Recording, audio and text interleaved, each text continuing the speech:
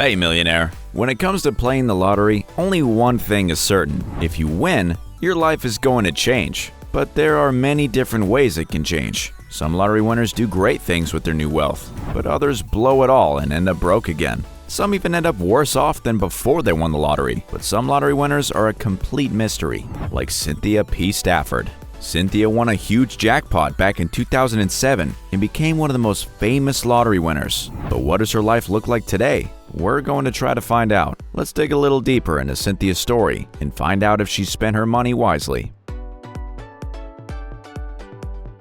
Before she won the lottery, Cynthia didn't have the easiest life. She didn't like to say that she was struggling to make ends meet, but money was tight. That's not much of a surprise. Sadly, her brother had been killed in an accident by a drunk driver. He left behind 5 children, and Cynthia stepped up to make sure they had somewhere to call home. She was raising them as if they were her own. It's not so easy to raise 5 kids though, and they're pretty expensive. At the time that she won the lottery, the youngest was only 8 years old, while the oldest was 17.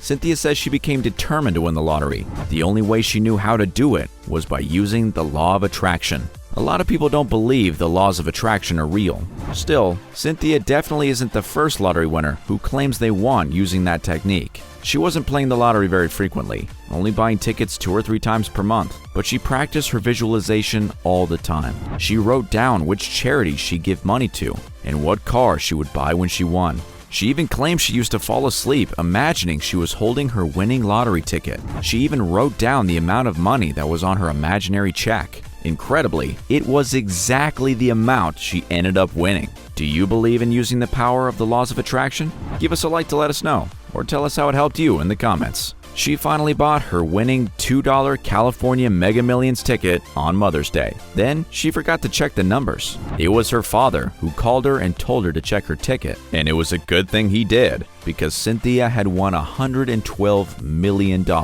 She showed up at the lottery office with her brother and father, and she split the win with them equally. That's just one example of her generosity. Cynthia said the first thing she did was to go looking for a new house. The kids had all asked for a pool, so she made sure she found one. She didn't buy a huge mansion, but a 4,000 square foot house was a nice upgrade. She also got herself a used Mercedes-Benz R-Class. She quickly became known for her philanthropy as well, especially in the field of education for children with special needs. She gave at least $1 million to Geffen Playhouse to fund an art program for children, and she started her own online talk show called Hearts of Angels Network, which helps bring attention to charities in Los Angeles. But that's just one part of what she did. She also used her money to help her fulfill her dream of opening a film production company. She named it Queen Nefertari Productions, and it has released several films, including 2 award-winning movies called Polish Bar and The Inheritance. What dream would you use your lottery winnings on? Tell us in the comments. But that was quite a few years ago now.